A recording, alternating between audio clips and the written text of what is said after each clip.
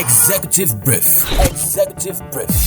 My good people of Abia State, it is my honor and pleasure to address From the seat of governance in Abia, God's own state, comes a compendium of the governor's weekly engagement in the service to humanity and God. This government is in its second and final tenure, and therefore we are in a hurry to gain traction and achieve what our mandate the people have given to us and defined for us as assignment. Join the Chief Press Secretary to Abia State Governor Onyebuchi Imemanka on Flow 94.9 FM as he tracks Governor Ikpeazu's activities in delivering on the social contract with the good people of Abia State. We have received awards and acknowledgement as the SME capital of Nigeria in recent times. Executive Brief. Every Friday at 9:30 a.m. on Flow 94.9 FM, the flow of God's own state. Executive Brief from the horse's mouth. There is now a deliberate effort to ensure that our infrastructure is solid and durable.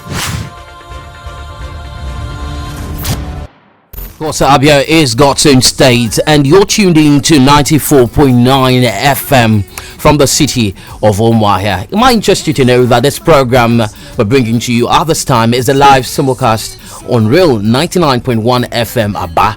You can also follow live streams of this program on our Facebook page, facebook.com/Flu949FM, and of course on the page of the Chief Press Secretary to the Abia State Governor, Barrister Onyebuchi Imemanka, who his office is bringing this program to you, the Executive Brief. It's a program that brings to you the weekly activities of the governor. In the past 2 weeks, we've had the Chief Press Secretary on his feet, on the move with the governor, as they've been to Enugu, Abuja, and most recently Lagos. But here he's with us today in the studios of Flow 94.9 FM. A very good morning to you, Barrister Onyebuchi Imemanka. Yeah, TC Bara, thank you very much. It's good to be here again after a small time off. Would you say? Tell me about it. Most recently, you were in Lagos State, Alausa to be precise, to see in company of the Executive Governor, Victor Ikpeazu, to see the Governor of Lagos State in the wake of the protests that turned violent. Yeah, one of the demands of this job is that, like you always say, though you attribute the quotation to me, that wherever the governor is, there I am. So it's part of the job. Okay. The job of the governor involves lots of activities. There are certain events the governor must attend personally. Okay. Like an invitation from the president. The governor has to be there. So he was invited by the president? Oh, yes. Oh, tell me about that. It had to do with something agriculture. Absolutely. The presidency or the president launched a program under NALDA. NALDA is the National Agricultural Lands Development Agency. Okay.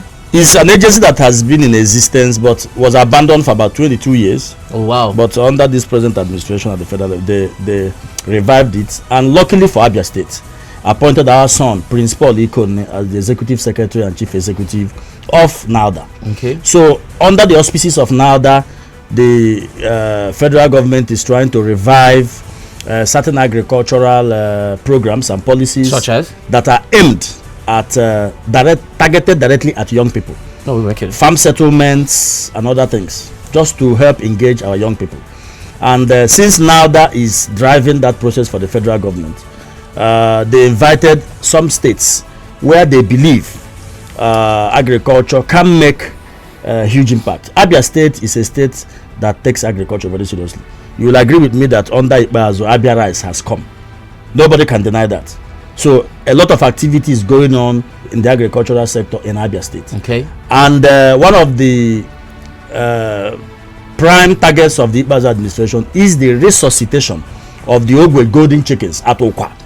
Ogwe golden chickens. So Okwa doesn't just have oil. No, they have. Is a massive place. At full capacity, the Ogwe golden chickens can supply 70% of the chicken needs, poultry needs of the southeast. But it's been abandoned for a long time. It's such a huge place. Okay. So Governor Ikpeazu has been on and about Ogwe Golden Chickens, and luckily he found a willing partner in now the true Principal Ikone. And I want to tell you here and now that the federal government has approved the resuscitation of the Ogwe Golden Chickens, working closely with the Abia State government. The two sides will bring funds, inject into the Ogwe Golden Chickens, and bring it back. Do we have a timeline? Well, because it's just like when we're talking about Golden Guinea, and a lot of people seem like how long would this take? Now we're on Ayimba Economic City. But Golden Guinea is back. Oh yeah, it is. In fact, I took 2 bottles last night. Oh really? Yes. That's like welcome back. Exactly. Golden Guinea is back. So I mean, if using Golden Guinea as an example, then there's hope. Golden Guinea is back. Are we going to look at this agricultural? How am I going to? I'm trying to find the right words to string together. Are we looking at this project, the realization of this project within the administration of Okezie Victor? I believe so. Because the Abia State government will be ready to make its own financial commitment, and we are confident. Can you say how many percent? No. That I can go into that. The president, having approved this, will see to it. Because from what I saw at the village that day, I saw a determined president who wants to, rejig the agricultural sector. All right. So before Abuja, the governor met with the Ebonyi State governor and some of the Southeast leaders, and they headed to River State. Yes. It was at River State we realized that the visit was in connection with Igbos living in River State, especially in Oyibo. Yes. Now, I'd like to understand, do we have information as to Abia indigenes that were affected by that melee? Well, let me take it from the start. Okay. The Southeast governors and leaders met on Saturday in Enugu. Okay. Met with representatives of the federal government. In fact, the president personally sent his chief of staff, Professor Ibrahim Gambari, to that meeting. Oh, really? Yes. So that's where you have that communique. Absolutely. That communique that was released and created a lot of pandemonium, needlessly anyway. Because if I think paragraph 10 of that communique stated that certain demands were made to the president. I was there, and I saw our leaders very vehement about certain issues about the Igbo presidency. The issue that sounded like we were begging for some of these things. You see, when you are in government, you can never understand these things until you come in. Unfortunately, not everybody can come in at the same time. The government manages information. Government, you must manage information. You must. So there's more to it than meets the eye. Oh yes. That day, there were clear demands on Igbo presidency. Very clear demands. Our people, let me be specific now. The Obi of Fonisha spoke very, very, very bitterly about the exclusion of Igbos from the highest echelon of the security architecture. He told the man that if a security meeting is called today in Nigeria, no Igbo man will be there. And you tell us that it's an all-inclusive government? Issues about federal infrastructure, the dilapidated federal roads in the south, so many things we are saying, but you don't come to the public to say these things. And the organizers from our side, from the southeast side, we are very careful to ensure that the cross section of our society, the youths were there, National Youth Council, they were there, the women were there, traditional rulers were there, church leaders were there. So invariably, everybody has the information, but a communique by the Southeast governors must take certain things into account. It's not about making noise. What I have realized within the short period I've been in government, it's not about making noise on social media. It's about hitting the target. People who make a lot of noise in the social media never hit any target. You check. They make all the noise. So the point is this: our people made clear demands, and one of the decisions reached at that meeting. What's your opinion on the social media bill? Well, you saw what the governor said. Yeah. I am a product of the social media. I am a product of the You know why I'm asking this question? Yes. You say people who are making noise. Yes, there's a difference between making noise and stating facts. There are two different things. I am a product of the social media. I am chief press secretary today because of the social media. I must say this: I didn't know Governor Ikpeazu from anywhere. As at 2014, I hadn't met him. I don't know him. I never knew him. My activities on social media brought me out. So I cannot come and support the destruction of the platform that made me. And I align completely with what the governor said. The governor said that yes, the social media could be susceptible to abuse, but that he aligns with the constitutionally guaranteed right of our citizens to freely express themselves as guaranteed by the Constitution of the Federal Republic of Nigeria. But that he advocates self-regulation. Okay. That is my position. Self-regulation. Before you know what to say, be careful. Yes, be careful. This thing you are sharing, how are you sure of the source? If you are called upon to defend this, can you? You don't just see things trending on Facebook and you begin to share them. Besides, there are laws in this country that take care of such things. There are the anti-terrorism law. Okay. Is there? It's an act of National Assembly. Oh, wow. Duly passed. So when you are sharing information, you know, because of social media, everybody is a journalist. We have more citizen journalists today than the real journalists. Everybody, once you have a phone, once it is internet enabled, no matter even if it is produced anywhere, once it has access to internet, you become a journalist. Okay, let's get back to Oyibo. Social media was agog, and the issues of the Nigerian army going into Oyibo. That was exactly what prompted the visit by the Southeast governors. And like the chairman of the Southeast governors said, they never received any information officially from anybody. But because they saw these things from the social media, people will be calling. People abroad say, what is happening? What is happening? But the people themselves, Oyibo never sent at least any official message to the Southeast governor. Okay. But they thought, look, these are our people. Let us go and find out what is happening. That was what prompted that visit. Oh, so what was the realization? What was found out? Now, when they got there, I was in the team, of course. The governors met with Governor Wike. And then there was a large crowd, almost 1,000 Igbos, gathered at the banquet hall of the government house, Port Harcourt. And the Ebonyi State governor asked our people, this is what we heard, this is what we read. That is why, as your leaders, we have come to ask you what is happening. If you are you under threat, let us know, so that we know what to do. The governor has told us his own side. We want to hear your own side, which is the proper thing to do.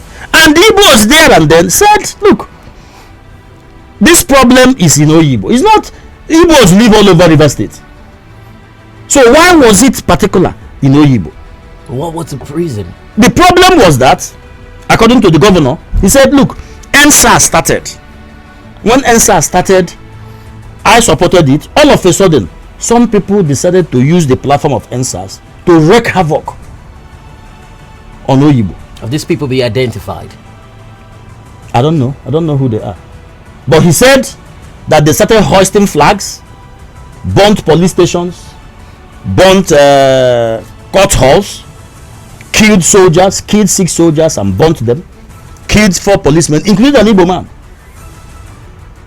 And that as governor, that he had the obligation to so that he imposed a curfew on the town. Oyibo. Yes, he imposed a curfew. And he used the opportunity to say that he never ordered soldiers into Oyibo, that he does not have the right. And I've said this in severally here, that you could request, the governor could request, but you don't have a right to order. You can't. A governor in Nigeria cannot order soldiers. It is impossible. By the soldiers. Is there anywhere a governor can order soldiers? I don't think it's that's what I'm saying. So when people say governor, when Operation Python Dance happened here, they said Governor Ikpeazu ordered soldiers to kill our people. That smacks of disgusting ignorance. A governor in Nigeria cannot order soldiers. You cannot. You could request for help. Okay. It's a request which can be turned down. When you say order, that means those people are answerable to you. All right. So the governor made it clear that he never ordered. Usually, and this is true, if soldiers are killed anywhere, the soldiers come back. If you kill a soldier in any community, that community, there is trouble in that community. All right, just becoming that. So that's what happened. The governor said he never did it. So. All right. So I'm sure that things have been taken care of, and the visit turned out fruitful for Ndibo, and especially Abians who are actually residents in Oyibo local government area. Well, the governor also made a quick trip. Just on the verge of the PDP councillors and chairmanship screening and elections, he visited Lagos. He was pictured with the governor of Lagos State, Babajide Sanwo-Olu. Of course, we know that the violent protest, the protest that turned violent, took a toll on Lagos State as a whole. Yeah. And at this point in time, what necessitated that visit to Lagos State? Governor Ikpeazu had some official business to do in Lagos. Okay. And by protocol reasons, no governor comes into a state without letting his colleague know. Okay. So the governor was in Lagos to take care of some official business, and naturally, Governor Sanwo-Olu cannot come to Abia State, even if he's coming for a wedding. He will first of all go and pay a courtesy call on the host governor. So the governor paid him a courtesy call and used the opportunity to also share with him the pains. You know that the number of Igbos and Abians in Lagos, you can't begin to count them. So it was a brotherly visit, and used the opportunity to encourage him and told him too that we have the same challenge in Abia State. Okay. But that both governors expressed confidence that our states, our country will come out of this phase stronger. So that is it. All right, so let's move a little bit into politics.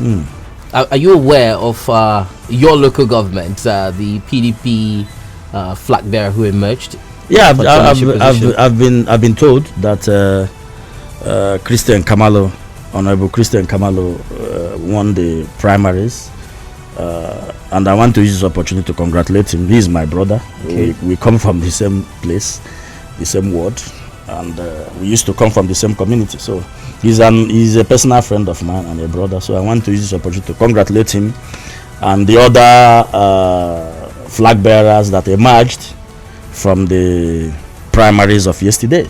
Okay. So I wish them well, and I pray that they go ahead and win the elections, the general elections, and then make their impact felt and let their stay in office bring forth. How confident are you that the PDP flag bearers would go ahead? You're already congratulating them. I congratulated them for their victory at the primaries, and I said I wish them well in the general elections, and that when they win, nobody goes into a battle believing that he will lose. When they win, and I said it a while ago that my prayer is that their tenure in office will bring forth good tidings and dividends of democracy for their people. I wonder why you describe electioneering as a battle. But if I had to battle, quotes and unquotes. I mean, it's a game. It's a battle. A football match. That can be dubbed a battle. Yeah, I mean, all right. When Barcelona and Real Madrid play, it's called a Clásico. It's a football battle. Don't put words in my mouth, Ibarra. I wanted to, relate it to the incidents at Tomoba, where the local government headquarters, was burnt by fire. Very unfortunate. Post hashtag NSAS. Well, one would stop that violence. It's sad. So that's more of a political. I must tell you, situation. We were in Lagos when the information came. Okay. That some hoodlums, because anybody who goes to set fire on any property, whether public or private, is a hoodlum. Because there are other ways anyone can ventilate his grievances. You do not, and when you set fire on the government building, I don't know if they think they are hitting a particular person. The government building does not belong to anybody. If you destroy a government building, government funds will be used to repair it. So it's very unfortunate. Elections in Africa, in Nigeria, usually very intense, and I don't know why. I have contested elections before. Yes, I know. I contested elections before, and it ended the way it did. And I appealed. I never. How did it end? I never burnt any place. I never complained. I never. You submitted to no victor, no value. I simply accepted the outcome and moved on, because for me, I see this as a game. Why would you kill yourself over something that possibly you don't even have any control over? Okay, let me draw your attention to what the House of Representatives. Now, before that, I want to say this. we condemn entirely, in its entirety. Governor Ikpeazu is saddened by what happened at Omoba, and security agencies have been given a brief, an executive brief, Okay. to investigate and fish out the perpetrators of that. And when that is done, they will face the music. That's one. Two, an appeal to our politicians, those who are in the center of the ring, to be calming down. Let them be calming down. Wherever you are. I mean, there's life outside politics. Okay. There is life outside of politics. You know, I do not belong to that school of thought that believes that politics is everything. No, it is not. There is life. I wanted to ask you what there you is think. life outside partisan politics. What do you think about what the House of Reps have said about? Before the House of Reps, but let me also say let me also say I that, want you to link them together. okay, let me also say that the recent events in the US Okay. have Trump shown, and Biden. have shown that no one has it all. Definitely. No one. Every country struggles with their own challenges. If Americans were told 3 years ago that somebody would not agree to concede, considering the fact that there are established conventions, even though they are not laws, that require people, once elections go, Once you get to 270 from the electoral college, concede and congratulate the other person.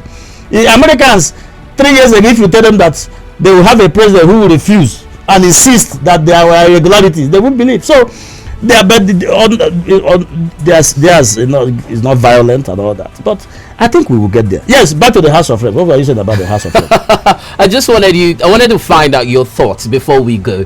You know, some people on the program this morning, the newspaper headlines, believe that politics is attractive, and that's why the analysts we had insisted that that's why a lot of people get violent and make it a do or die affair to, you know, take part in political electioneering campaigns and want to hold public offices. But you on this note is saying you've contested a political position, and you went the way it went, and we're here now. Yeah. You know, on that premise, you're urging other people. But House of Reps member of the House of Representatives are saying that the elections at the political office are too attractive. The money that accrue to political office holders is what makes people jostle for these offices. Are you of the same opinion? I don't think so. There is an unusual cling to power in this part of the world. Okay. I don't know about political offices being attractive in finance. Yes, it could be. I am chief press secretary to the governor. Is an attractive office. I don't. The financially, I don't know about that. Okay. But the office itself carries a lot of privileges. Okay. If I drive my vehicle now to the government house gate, once the security men see me, okay, good morning, they open the gate for me. So could that be the reason why a lot of people? Anywhere I go to, as chief press secretary, I've been company secretary of a multinational before now. But the leverage I have as chief press secretary, is a position that gives you a lot of privileges. So maybe that could be the reason. But like I said, people should understand that there is life. I can tell you that there are people who have spent all their adult life in politics. So for such people, leaving the system is like killing them. Everything they have done in life is in politics.